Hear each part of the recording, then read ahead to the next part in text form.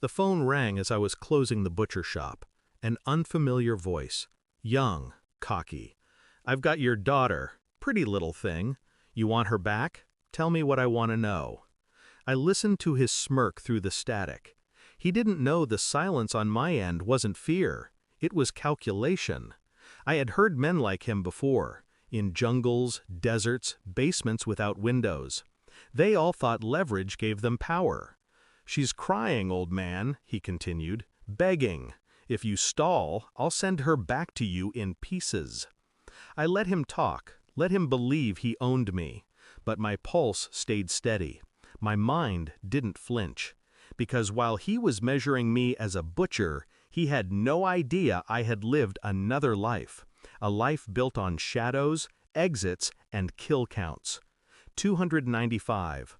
That was the number I'd stopped on, the number I swore I would never raise again. Until he touched what was mine.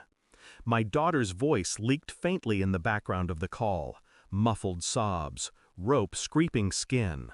I clenched the counter until my knuckles whitened. This wasn't random. Someone had whispered my name into the wrong ear. The gangboy thought I was just an aging butcher with failing hands and dull knives. But there are details you never bury. How I move when I'm threatened, how silence replaces panic. They laughed when I asked around about them later that night. A gang, loud and reckless, drunk on drugs and borrowed power. They thought the world was theirs. They thought she was theirs. But the truth lay in my own reflection in the butcher's window. The man staring back wasn't broken. He was sharpening. And deep beneath the surface, rage stirred. Controlled. Patient. I didn't storm the streets. I didn't raise alarms. I studied. Phone records led me to a warehouse address. Surveillance cameras caught them coming and going. I charted rotations, careless patterns, weak points in security. They laughed louder with each day, thinking time worked in their favor. Time has never been their ally.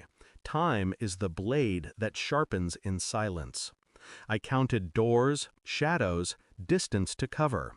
I noted who smoked, who argued, who carried weapons they didn't know how to use. The gang had no discipline. They were already dead. They just hadn't realized it. Every night I visited my daughter's empty room. The stuffed bear on her bed was the only witness to the storm building inside me. I promised it quietly. She would come back. Untouched. Unbroken. The third night I moved. The warehouse smelled of gasoline, blood, and arrogance. They had tied her in a side room, laughing as if she were nothing more than currency. I dismantled them methodically, one by one. No sound but their last breaths filling the dark. I didn't rush. I let each movement carry the weight of years I had tried to bury. When I untied her, her eyes were wide, wet with terror and relief. She whispered, "Daddy?" I pressed a finger to my lips. Not yet, because the phone in my pocket buzzed again. The same voice, arrogant still, unaware he was calling into silence surrounded by corpses. "Ready to talk now, butcher?" he sneered. I answered with steady calm. "Your men won't answer. They're all lying at your feet, even if you don't see them yet." His laughter broke, jagged. "Bullshit. You asked who I was," I said, my voice low, cold. "I stopped counting at 295. Tonight, your men carried me closer to 300. I could hear his breath shorten, his mask slipping, his world crumbling. "What the hell are you?" he whispered. I smiled, though he couldn't see it. "I'm the end you invited." And then I whispered the line that froze him. "You'll be my 300th. Look behind you." The line went dead, but his scream before it cut, raw, primal, was enough. Later, as I carried my daughter home, her head pressed against my chest, she asked no questions. Children sense truths without words. I laid her in bed, the bear back in her arms. Her breathing slowed into sleep. Innocence salvaged, at least for tonight. I sat alone in the dark kitchen, hands steady, mind silent. 295 had become 300.